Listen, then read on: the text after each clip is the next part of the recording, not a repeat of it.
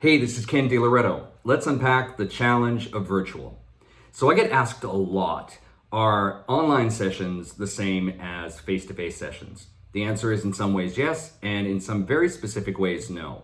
While there are many ways in which it's not the same, two that jump right to the top of the list are time and engagement. Let's start with time.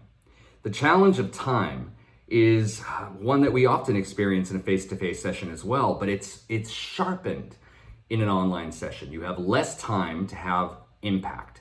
So what that means is we have to prepare differently, and then we have to actually behave differently and do different things when we are live in a session.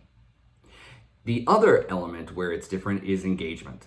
I often get asked by facilitators, how do I know my audience is tracking with me? How do I know that they're actually getting it? How do I know they're even paying attention? When you're in a face-to-face class, you can see if some of that is happening. But in an online session where you're not physically seeing on camera your participants, it takes some other ways to determine if they are actually tracking with you.